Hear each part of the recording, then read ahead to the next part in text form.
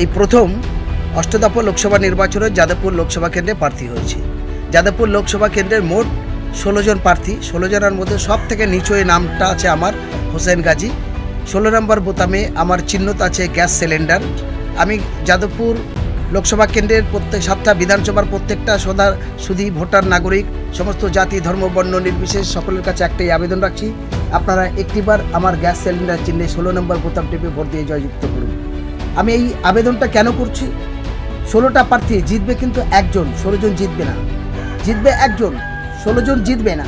এই জায়গা দাঁড়িয়ে আমি ভোটারদের কাছে আবেদন রাখতে চাই, আমি পার্ট বলতে চাই, অন্যান্য যে সমস্ত প্রার্থীরা তাদের ভোট চাওয়ার অধিকার কতটা গ্রহণযোগ্য আর আমার ভোট চাওয়ার অধিকার কতটা গ্রহণযোগ্য, আপনারা মানুষ হিসাবে মানবিকভাবে আপনার বুকে হাত দিয়ে চিন্তা করে বিবেচনা করে ভোটটা দেবেন, এই অনুরোধ আপনাদের কাছে রাখছি।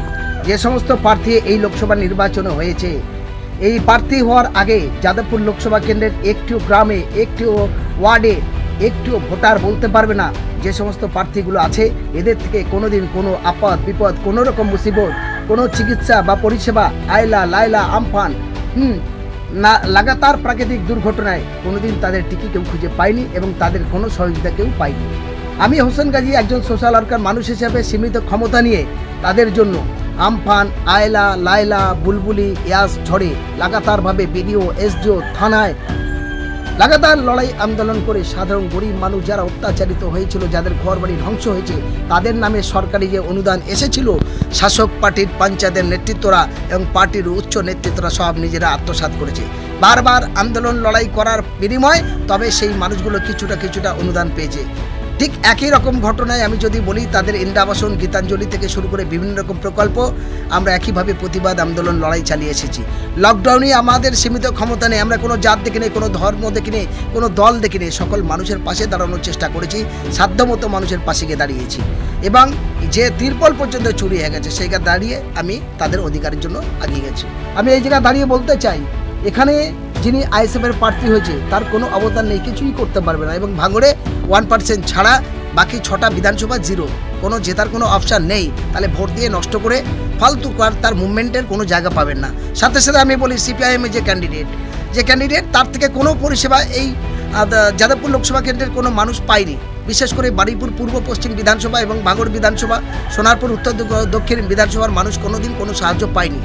আর এরা এত বড় হ্যাকাতে আরও সেই আপনাদের আমি বলে বোঝাতে পারবো না এদের যে আচরণ সিপিআইএম পার্টির নেতৃত্বদের। সাথে সাথে আমি যদি বলি তৃণমূল কংগ্রেস, এই তৃণমূল কংগ্রেসের যিনি ক্যান্ডিডেট এর সম্পর্কে আমি কি বলবো, যদি কোনো ভালো শরিয়ার দৃষ্টান্তে যদি কোনো আবার হিন্দু ভাই হয়, দলিত ভাই হয় বা মুসলমান হয়, তাহলে ধর্মীয় যে সংবিধান আছে সেই সংবিধানটা যদি মানি, আমি যদি ইসলামকে বিশ্বাস করি, তাহলে আমি তৃণমূল এই প্রার্থীকে ভোট দিতে পারবো না, দিলে আমি নাজায়েজ হয়ে যাব। ভোট দিয়ে এলে তার পাপের ভাগিদার হয়ে যাব। কারণ তিনি প্রথমে যে জায়গা থেকে এসছেন, যে চলচ্চিত্র অভিনেত্রী এবং তার যে সমস্ত ফিল্মগুলো হয়েছে, তার পুরো ফিল্ম জগতের যে চরিত্রগুলো অভিনয় করেছে বা যেগুলো করেছে, সেইগুলো যদি একজন ভালো কোনো ইমানদার মুসলমান বা হিন্দু ভাই হয় বা মা বোনেরা হয়, তাহলে ওইগুলো দেখার পরেও সে তাকে ভোট দিতে পারে না। এবং চলচ্চিত্র জগৎ থেকে সে রাজনীতিতে আসলো কেন, আসার পরেও কী করলেন, সাথে সাথে চাকরির নামে লক্ষ লক্ষ কোটি কোটি টাকা দুর্নীতিতে জড়িয়ে গেলেন, ইডি তাকে ডাকছে।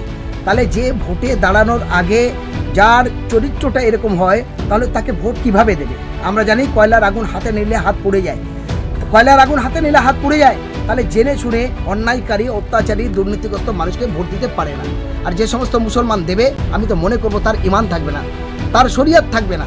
তাহলে মুসলমান শরিয়তের দৃষ্টান্তে বলছে, অন্যায় দেখলে প্রতিবাদ করো, বাউ থাকলে এরকম, না পারলে ঘৃণা করো, কিন্তু অত্যাচারীদের, দুর্নীতিগ্রস্ত, স্বজন পোষণকারীদের ভোট দিও না। আর সরাসরি দেখার পরে যদি কেউ এই ফতোয়া দেয়, তাহলে আমার মনে হয় সে চরম ভুল করবে। সেই জায়গা দাঁড়িয়ে আমি বলতে পারি, বাংলা সিপিএমের অবস্থা যে জায়গাটা আছে, তারা ভাঙবে তো দমড়াবে না।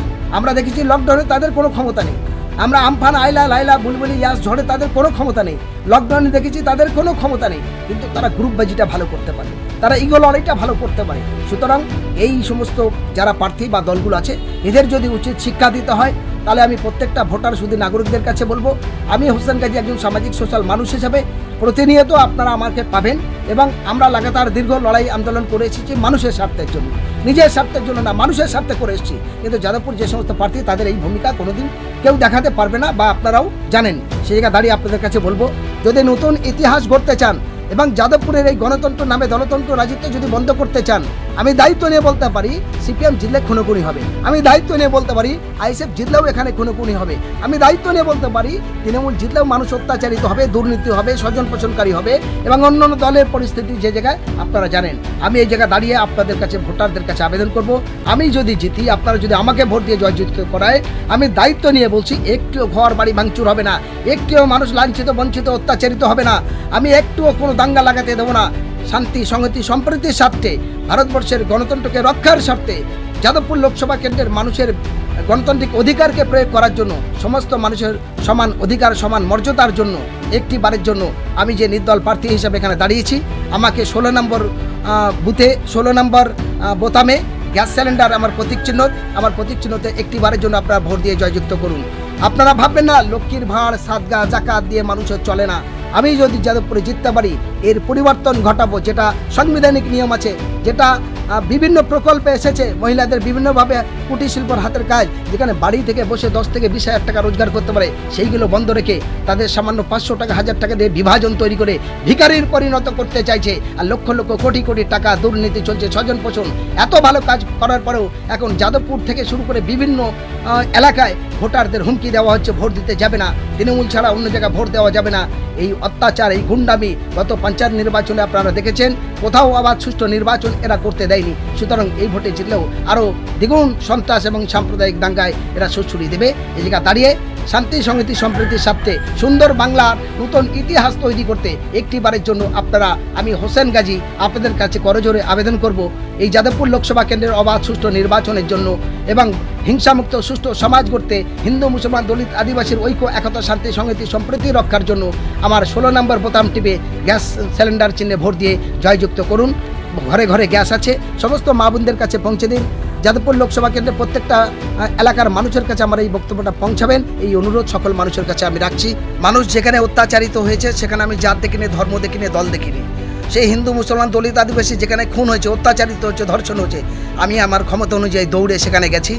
একদিকে প্রশাসনের সঙ্গে লড়াই, একদিকে শাসক পার্টির সন্ত্রাসবাদী গুন্ডাদের বিরুদ্ধে লড়াই, আর একদিকে সঠিক মানুষের ন্যায় ইনসাফ পাওয়ার লড়াই, সেই লড়াই আমি সামিল হয়েছি। যাদবপুর লোকসভা কেন্দ্রে যে সমস্ত প্রার্থীগুলো আছে তাদের কখনও আপনারা সেরকম প্রতিবাদের জায়গায় আপনারা দেখেননি। আমি কিন্তু আমার সীমিত ক্ষমতা নিয়ে দৌড়ে তাদের পাশে গেছি। এবং শুধু তাই নয় যে কলকাতা হাজার হাজার ছেলেরা, শিক্ষিত ছেলেরা বেকার হয়ে ধর্নায় বসে আছে প্রায় 1000 দিনের উপরে, আমি লাগাতারভাবে এই সমস্ত মানুষের কর্মস্থানের জন্য, তাদের শিক্ষার যোগ্য মানুষের নিয়োগ করার জন্য তাদের মঞ্চে দেখেছি। আপনারা দেখেছেন মানুষের কর্মস্থানের জন্য, শিক্ষা, স্বাস্থ্য, কর্মস্থান এবং খাদ্য সামগ্রী সমস্ত বিষয় নিয়ে আমি লাগাতারভাবে সরকারের যে সমস্ত ভুল ত্রুটি বারবার আমরা আন্দোলন করেছি, লড়াই করেছি, প্রতিবাদ করেছি এবং ডেপুটেশন দিয়েছি একাধিক, মুখ্যমন্ত্রী থেকে রাজ্যপাল থেকে রাজ্যের সর্বোচ্চ প্রশাসনিক ডিপার্টমেন্টে। আপনারা এগুলো জানেন। আপনি বলুন, আপনারা একটা ভেবে দেখুন, যাদবপুর লোকসভায় যে সমস্ত প্রার্থীগুলো হয়েছে তারা এরকম আন্দোলনে কখনো কি সামিল হয়েছিল? তারা সঠিক কি মানুষের জন্য কখনো ভেবেছিল?